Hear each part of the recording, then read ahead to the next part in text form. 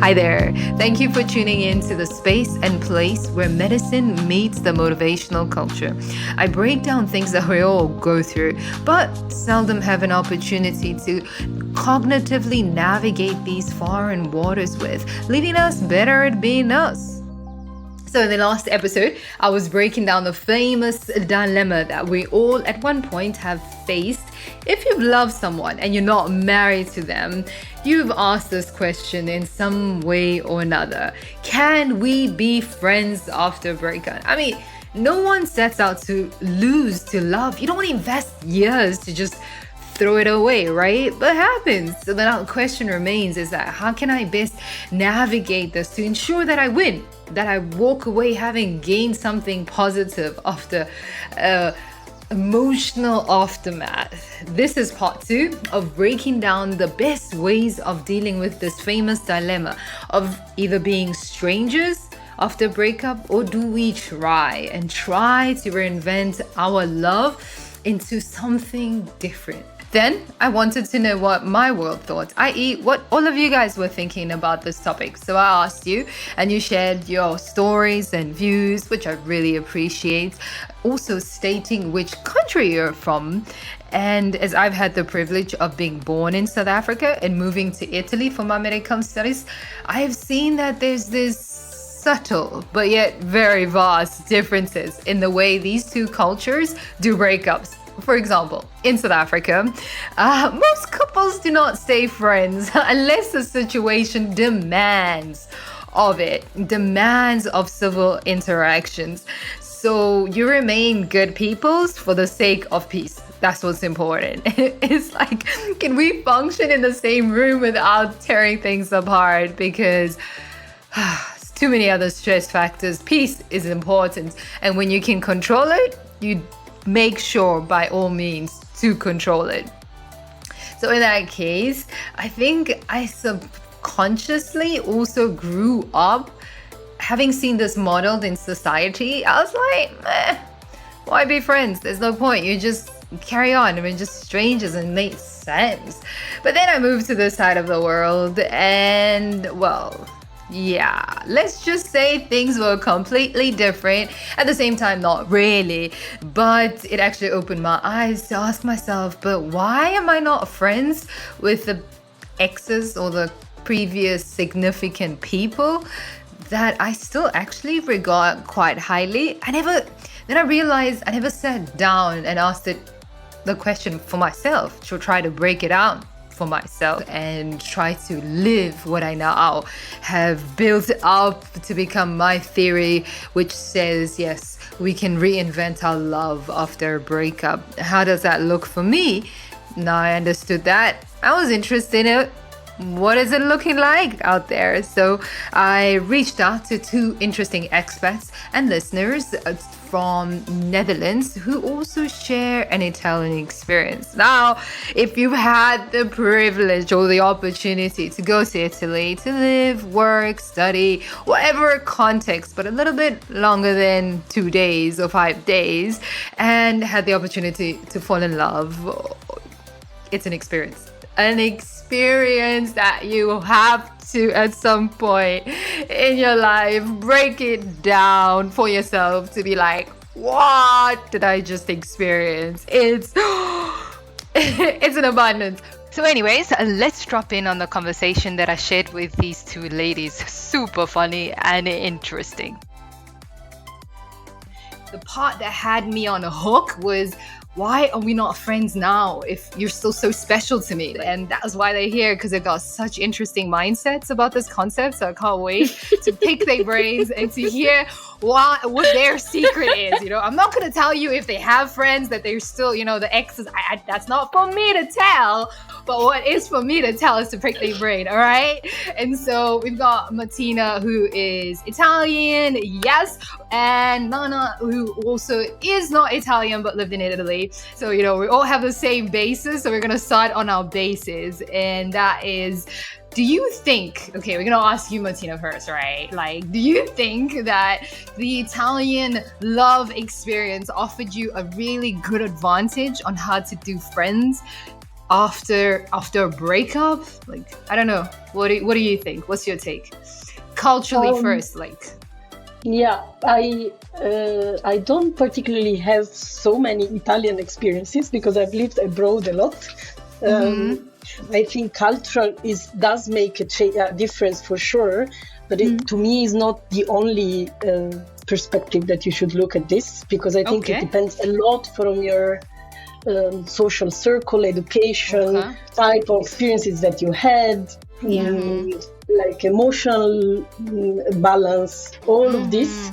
I think really on top of the more maybe more direct or more passionate or more calm or more whatever, that's for sure maybe cultural. But then on top of that, I think also within Italian environment, let's say, you have a lot of differences depending on what type of friends you have, what type of experiences you had. So in a way that would be my opinion on this. Okay, so you're saying culture really doesn't play such a huge factor. Okay, that's interesting. Yeah, in some cultures maybe you're a bit more educated on emotions and how to deal with them. Right. Ooh, But yeah. and in Italy is maybe not that big of a thing. But then you can No, we all literally just love use each other in Italy. exactly. Superficially, we all love each other, hug each other. No, but then it's a matter of yourself if you're interested in it. But it doesn't come as a given. Let's say maybe too much. Nah, your experience, would you say your cultural, I mean, what I love about this is that everyone is not in their own home country. Everyone's moved and been moving. So that's what Yeah. makes us cool, right? And it's Yeah. on purpose. It's on purpose that I even asked this, because I think with having not being in your country for a while and not actually dated in your country for a while, it provides you with this advantage of experiencing some things around the world, so to say. Yeah. And like in my experience, I found that, you know, having dated outside of South Africa made me question, why the heck am I not friends with other people? So Yeah. what's your experience on that? Do you think the places that you've lived and traveled in has contributed to how you do things? Obviously, yes. And how, maybe? How I do things, yes, of course. The culture will always pass through you when you go to a place, because then now you are, even though you're socialized a certain type of way, you are now exposed to another kind of socialization that you need to fit in if you're going to live in that place in any extended period of time. But I think, like Martina, I think when it comes to these things, it's really more a personal preference, because you will find a lot of the same kind of people placed in different cultures acting the same way. There's this really, really funny thing that happens where, you know, when you are really close with a girl, like your girlfriends never forgive your ex. I don't know if you guys experience that. Yeah, your girlfriends never forgive your ex, and that is everywhere. That's in Italy, that's in Ghana, that's in SA.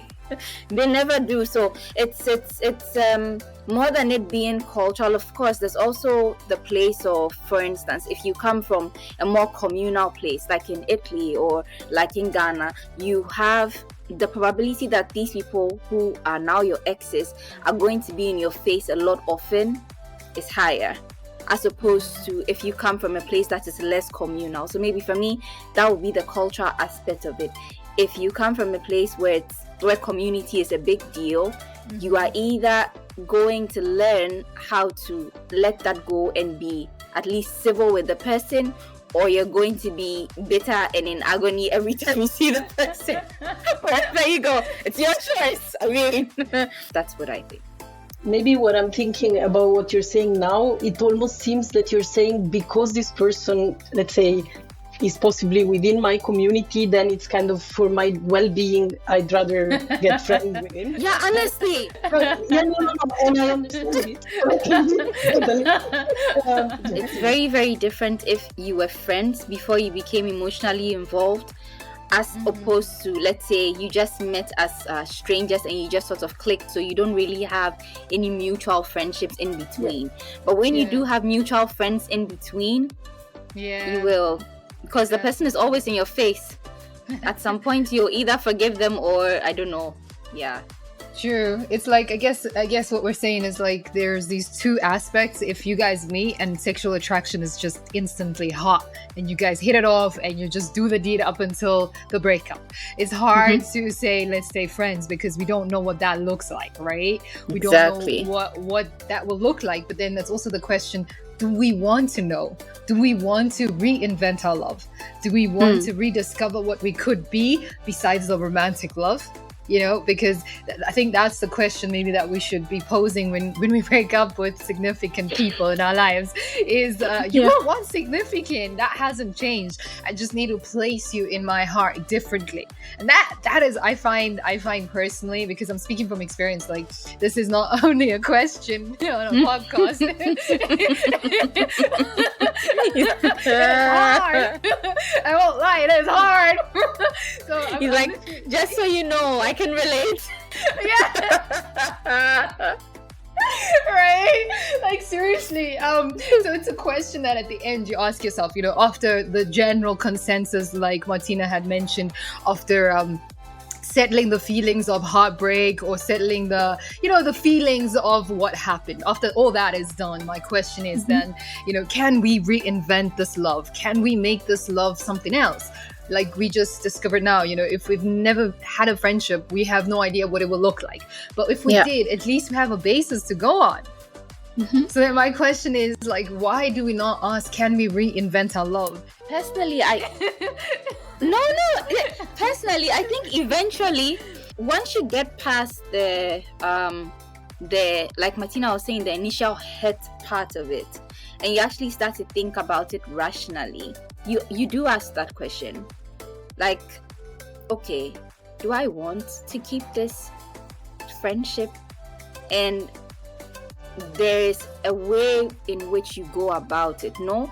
Like, for instance, I know that I have had, and it's not exactly a good thing, where I was in a relationship where when it ended, I was really hurt, but who the person was to me, the friend the person was to me, mattered more than the hurt. So even while hurt, that friendship still dragged on. So there was little to no closure, and there was just a lot of hurt until I decided to deal with that. How I dealt with that is a whole different question. You do ask, you know, you do ask, is this friendship important enough to keep? Does this person add enough to me that I should allow them to stay in my space? And the one thing that we also tend to forget is this, that if you are in any kind of relationship with anybody, there's a place of comfort for you. Nobody really likes change.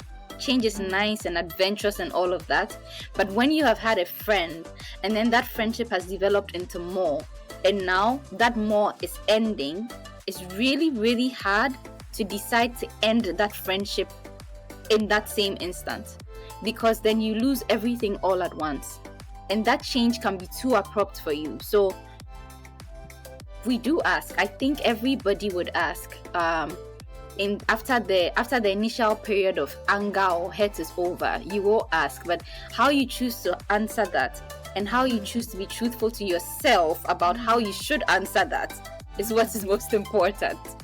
Yeah. True. Love that. Martina, go for it.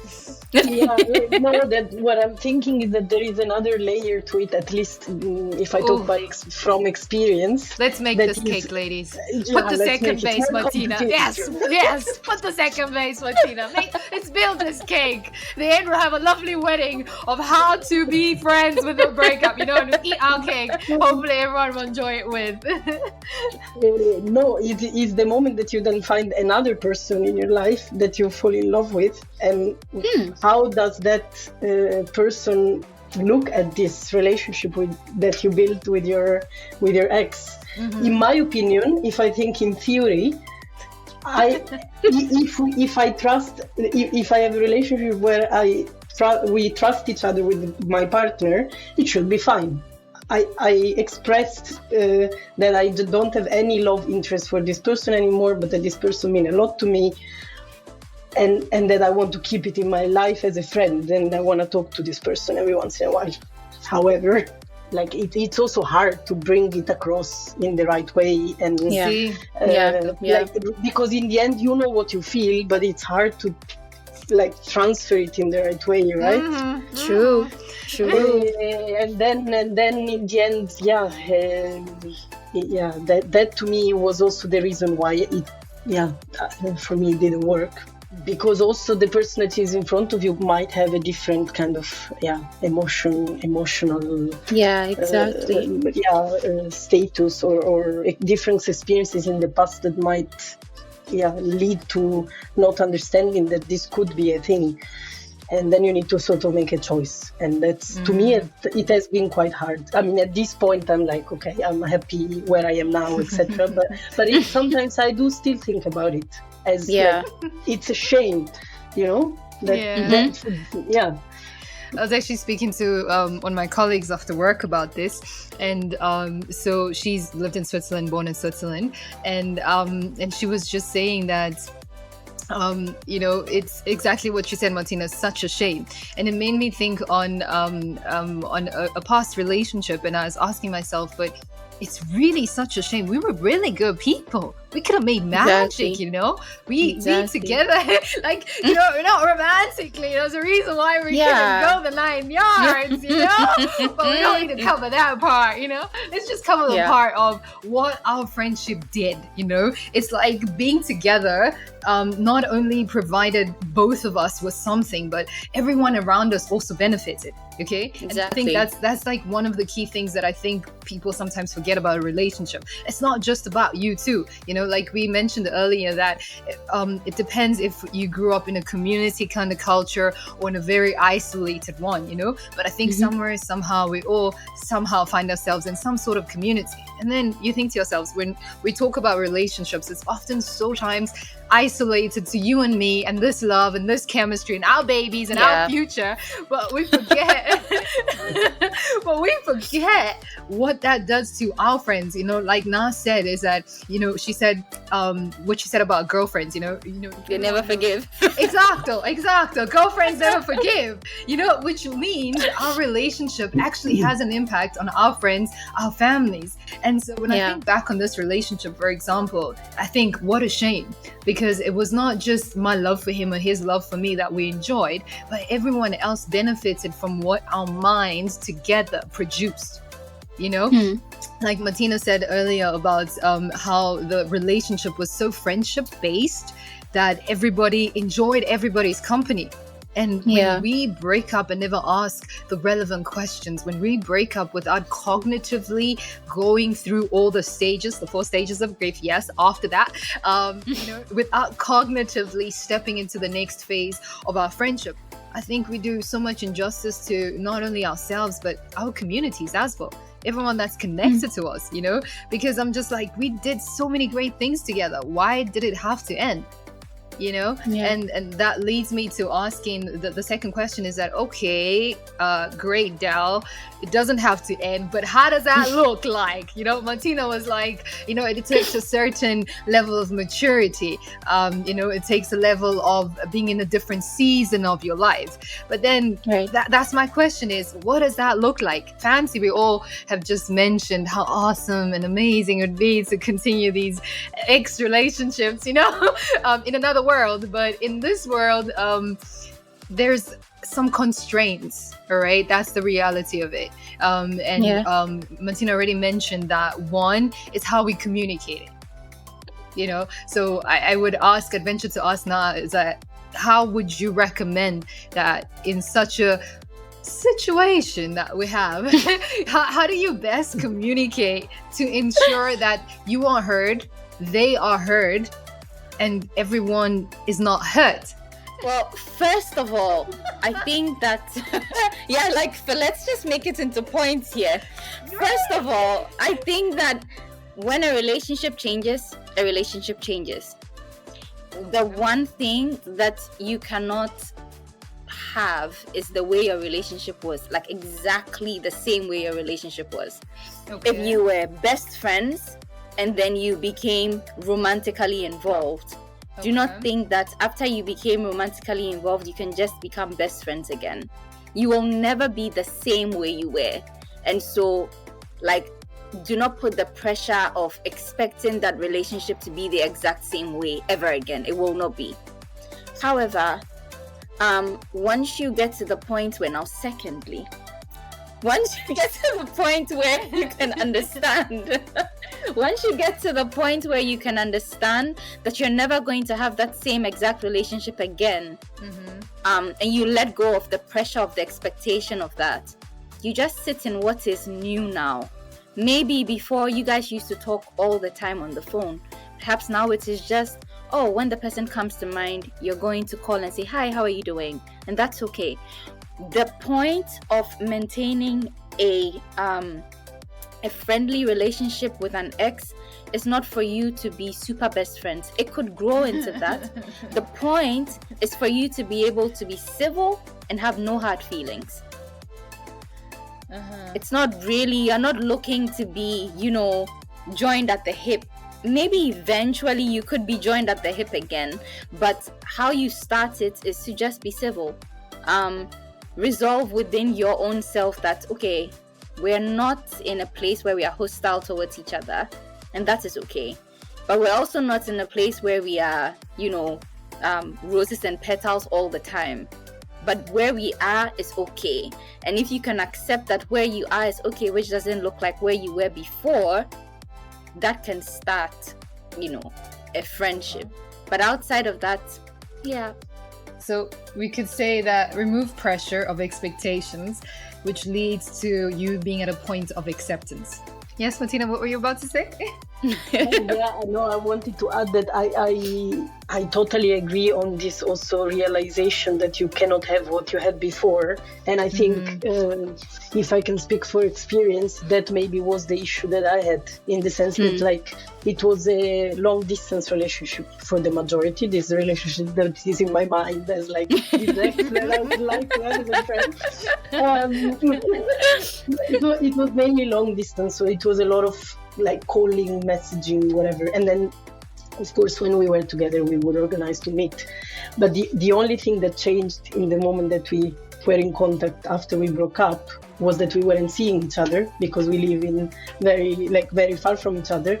But we weren't exchanging love messages, but still the amount of of communication didn't change that much. And when I met my new partner, like, that was exactly the issue that I faced, because he was like, yeah, but it's the same as you had before. Like, you have to, like, you're in two situations. What is this? and then it's really hard to, at the beginning especially, you don't know this new person enough to understand and say it in the exact perfect way. So, it's all a bit of a testing ground, and to figure out what's right, what's not, is it good, is it... So then it's like, fuck. True. No, I think that's so right, because I think communication, they say it's an art, but I think it's also a skill, because it's twofold. To say something and to be heard is two completely different things. You can speak until you're blue in the face, but it brings nothing if you're not heard. And to be heard, you need to talk in a way that the person understands, right? So for example, if you had to talk to me, you have to break it down in a very cognitive way, like probably use metaphors and put a bit of science in there. If you use organs, like the liver has a relationship with the, I'll probably understand you. Anyway, guys, we cannot stray. We need to answer this question. I mean, that's why we're here, okay? We can't say that's a good one. Moving on. Okay, it doesn't work like that. We need to break it down, y'all. We need to break it down. Okay. I think it's getting personal. All right, let's dive in. I think I found myself in interesting positions in life, but one that would interesting position. That can go in so many ways. I promise it is the most innocent way ever. Anyways, moving on swiftly. So to say that I think being open Okay, being open with how you're feeling. But I think the problem with that, it's often misinterpreted. I'm not saying, oh my gosh, I'm so jealous. That helps no one. Okay, Yeah. saying you're jealous helps no one. It brings no resolution to anything. But if I'm on the other side, now we're talking about what Martina said, is that I am trying to be a significant other to this person, all right? And That's good. in my endeavors to achieving this, I find myself with a few obstacles. And one, he still has a person in his life that is used to be in the place that I desire to be, but he tells me she is not. Okay, so elements that we're faced with here, I think, is one, communication and trust. All right, and going back to communication, is that to say that you're jealous is not enough, but rather you be like, the frequency of which you text the other person leaves me no room to win your heart. You might be innocently talking to them, but where does that leave me? With little time. You know, you guys are reminiscing about good memories. I got no problem. It's all good and dainty. But where does that leave me? Does that give me space to create new memories with you? You know, it's like part of communicating and part of breaking down communication is cognitively, but how do you cognitively do it is by phrasing questions rather. Let the other person ponder and think.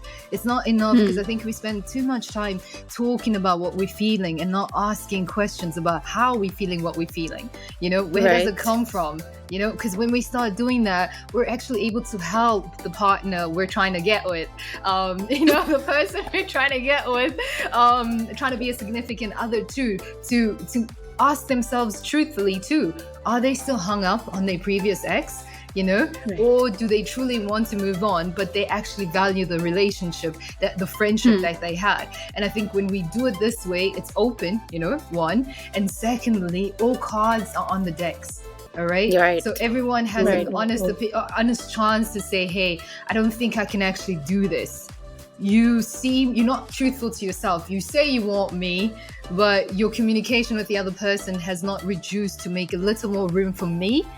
I mean, you can't go back to talking like you used to, but somehow there needs to be a point of recognition that, hey, there's a new person in the room. Recognize I'm in the room, you know? It's like, no shade on the ex. You know, no hard feelings on the ex, but I think both things are important, is being transparent and open and asking the right questions and not telling the person as much as, okay, I hate this. What do you hate?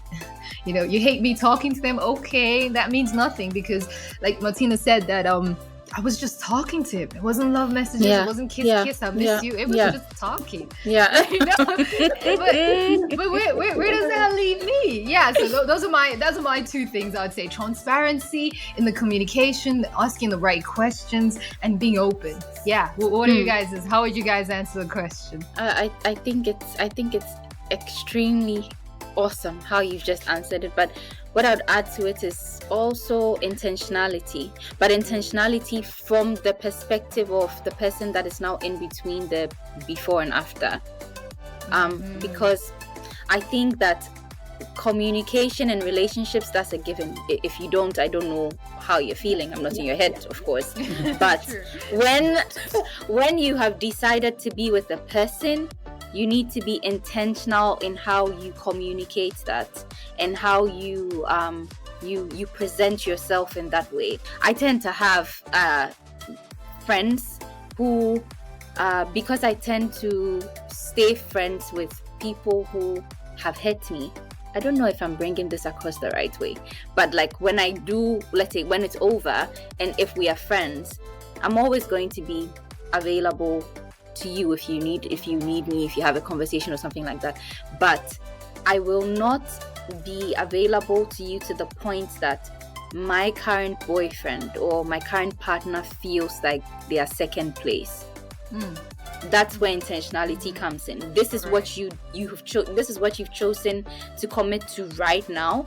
So this thing that you're committing to right now is the priority. And if the person that is supposed to be the priority now begins to feel like they are not, then that's a problem. So I feel like from the person's perspective as well, like what Del was saying, in the end, it is communicating to the person who you're trying to get with. I like this. We're keeping this. It's communicating to the person that you're trying to get with that, hey, you are saying one thing, but you're showing me something else, and this is not flying with me. So like, put your actions where your words are and be intentional about this, so that I know that I am safe here, or else then there's no point in staying, I think. Damn straight. Yeah. And maybe like another point, like would you think that if this person is around, in the sense that like is in the same place where you live at the moment, and then the two people before after have the chance to meet, would that help? Or does it make it more complicated? Because in a way, if it becomes so natural, you're so good at communicating that it becomes so natural that then they can meet and see that you're different with one and the other, and that you're true to your words. Yeah. Because in And my they case, might even become friends, Exactly. Why not? which I also actually helps. do- Yeah. Not personal experience, but I've heard of this before. Yeah. Actually, of Yeah. other friends. Yeah. I actually forgot about this. So I became friends with an ex, with my current boyfriend's ex. I did not feel any insecurity because it was so open. This is this person. This person literally we all lived in the same neighborhood also, but he was so clear in like, this is the person I am with, and this is like my priority now, but this is also my ex, and you guys can be friends, and that worked. So if sometimes if the two people meet and then it is obvious to the person you are with now that, oh, this is done with, then it's even easier, because Exactly, because it's all open. Exactly. In my case, instead, they couldn't meet again for distance reasons, yeah. and then it's all vague. It's all in your words, like you know, like either you trust me or you trust me. Yeah, That's all. it's not like you can organize a Skype call and say, hey, can you meet each other? But why not? Because like, the thing is, for me, I keep moving countries, so hey, Skype is an option, yo. Let's not close this off, all right? I'm gonna try it. I'll keep you posted. I'm gonna try it, all right? To answer your question, Martina, I think yes, I think it's necessary that, not necessary, maybe that's pushing it, but if we do all the above mentioned things that we mentioned, if you communicate, right, keep it transparent, and be intentional and remove the expectations, and if we do all of those things, like you said, the environment should lend itself to meeting, you know. He should be like, so when am I meeting this guy, like, seriously? Exactly. Right. Like, I see no problem with it, because it's a genuine question. This person occupied a part of your heart, a part of who you are at certain seasons in your life. So for me, going back to the previous question you posed, what if we were on the opposite end, you know? And for me, I would appreciate meeting the ex, because she meant something to someone who means the world to me now. I appreciate how she treated him, because she taught him a few things. You know, she schooled him in a couple of things, you know? You know, so I appreciate her, because he is who he is in the relationship because of their experience, you know? So I do not discard it, but instead I'd actually appreciate if he introduced me to the ex. You know, if I never meet the ex and I just hear about her, I personally wouldn't feel comfortable with that. Meeting your ex would make sense to me, and it truly does, because like you said, when everyone knows their role, everyone understands their role, and everyone understands who they were and what they are now, I don't see why we can't all be a big happy family, you know? But familia, but that it also depends. It depends on so imagine you are in a relationship with somebody who just got out of like a super toxic relationship. Or the ex has like unresolved feelings for this person that you're currently with. So I think it also really largely depends on where they are at in their relationship, because he may have moved on and may want to start something new. It might not be all tied up and tidy for the other person. So for me, it depends on what kind of relationship I see my current boyfriend have with their ex. It's not every ex I want to meet. Because it's not every ex that is healthy in our space. Good point. So So if depending on the kind of, if my boyfriend is talking to this friend who is an ex all the time, or when we have conversations like she pops up a lot, I want to meet her because obviously she means something to you, and then in that case she has shaped you. But if my boyfriend is not talking about this person, or every story I hear about the person, or from observation with the person, I feel like that person is not going to be a healthy addition to our relationship. Yeah, you're not coming anywhere near the relationship. Sure. Yeah, that's fair. That's fair. And I think in all of this that was not mentioned actually is can we be friends after breakup also truly depends on the season you're in, you know, because like we mentioned that you meet someone in a certain season in your life for a reason, and sometimes it makes sense to continue. And like I mentioned with one of my previous exes, is that it would have made sense to continue because it was not only us who enjoyed the relationship, but what our relationship was able to provide to others was also benefit, you know? So the point there is to say, when it is healthy, we ask the question, can we reinvent our love? Do we want to reinvent our love? And what does that look like? You know, what are the necessary tools? But at the same time, one has to consider that if the relationship is toxic, you ask yourself, all right, like I said in the previous podcast, is that sometimes you'll have to have the conversation by yourself, you know? It's like, all right, so it ended. Yeah. If it had to be reinvented, it would look like that. But the current situation doesn't allow for that.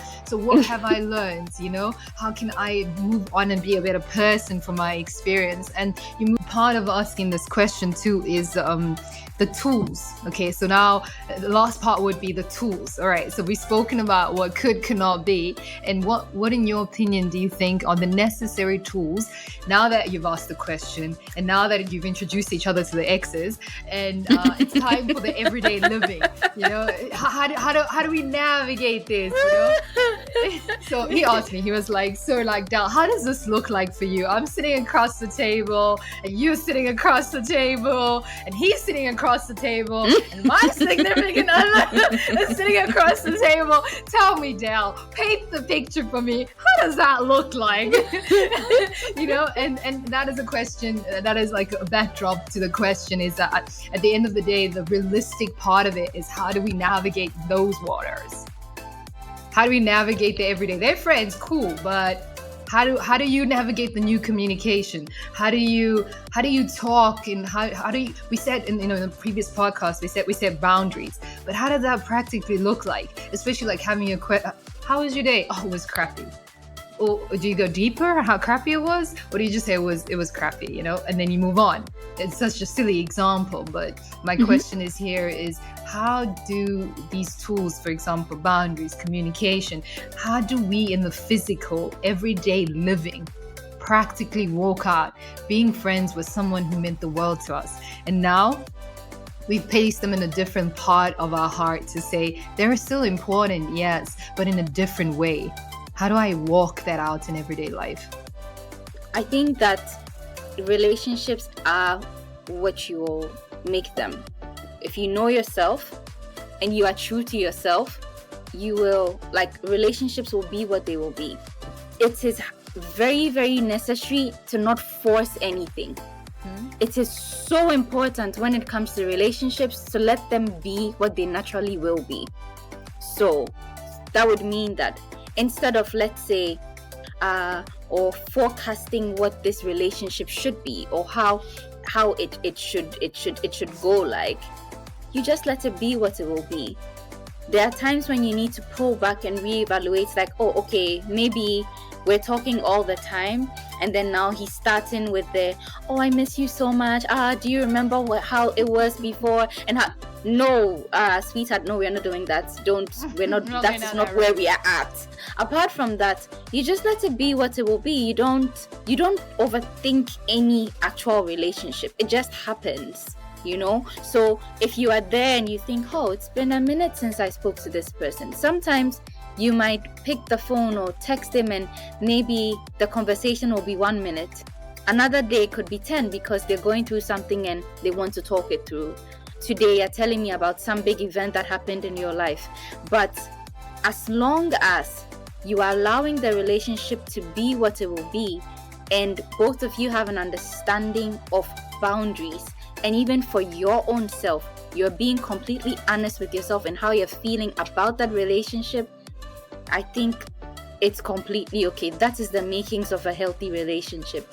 But if you overthink it too much, or if you try to, we used to be this, now we're no longer this, so it should only be like this, yeah, that's putting too much pressure on yourself and giving too much energy to something that is not worth the energy, maybe. And I think also, like, on that, it's a thing of, I love the part where you said too much energy on it, because at the end of the day, we have to be real and recognize this is the past, and this person is my past. Yes, they are current in a different way, but like going back to what we said earlier, or what you said earlier now about prioritizing, and part of prioritizing is energy.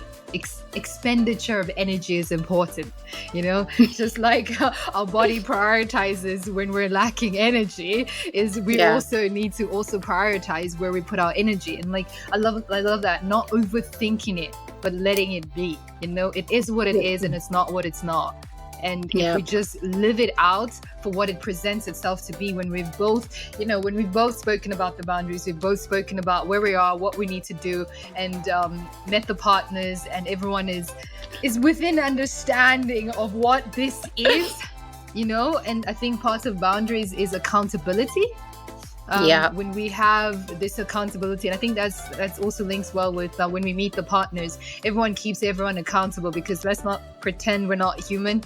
Let's not pretend that one person was able to hit the right buttons in my life once upon a time, and I just need to recognize that my buttons need to change, even though they might have not, but for the sake of my relationship, they need to change, right? Depending if the right circumstances are there, sure. Yeah. It takes some work, but yes, we all wish it. So to conclude the episode about asking the right questions after a breakup, how to cognitively go through the emotional aftermath that everyone experiences, but how to do that in a healthy way, healthy for you, your partner, and everyone else involved, is what we've been breaking down in this episode. So ladies, I would venture to ask you, what would you deem to be the most important points to consider if a person decides that, hey, I'm gonna start taking control of how I do my breakups, I'm tired of being a victim, and also how can I do it well? Because we all do it somehow, but how can we do it well? What would you have to say the important points that one should consider? I think we've established that it is possible, because a lot of people go, no, it's a taboo, you should never be friends with your ex. But I feel from this conversation, we've established that it is possible to be friends with your ex, but that you do not just jump into it blindly. You go into it with a lot of wisdom and with what Del has summarized, but that just understand that every relationship is different, because every person is different. So do what works for you. You don't need to not be friends with your ex. You can do it in a way that you also stay protected. Thank you, Naa. That was well said. And you're right, protecting your heart as well as approaching the situation, if you decide to do it with more wisdom, which is beneficial for all parties involved. Totally agree. And you, Martina, what would you say would be the most important points to consider about being friends after a breakup? Yeah, I think we all agree indeed that it is possible. Just a cautious foot and a sensible attitude towards whoever you have in front of you, and as you said, towards yourself, to be sure that you're in the right position, that is what you want. And it should be just as spontaneous as possible. Like after the work is done and you set those boundaries and it's all clear for both parties, or the three parties involved, then just try to live it spontaneously. Your feelings, if they're what you think they are, they should just guide you correctly through it. Oh, thank you so much, Martina. I totally agree with that. I would then further add and conclude by saying, be true to yourself and what you stand for in this life, and then let this truth translate into how you do your love experiences, and most of all, how you choose to conclude these love experiences. So Thank you again for listening to the very end, and I hope this conversation was enlightening enough for you to break down and remove all things that do not serve you well in this season. But don't forget to subscribe so you don't miss the next episode. And if you related or gained something from this episode, be sure to leave a thumbs up. So ciao, until next time, let's connect on Instagram or Facebook at Breaking It Down with Dr. Dalma Bunda.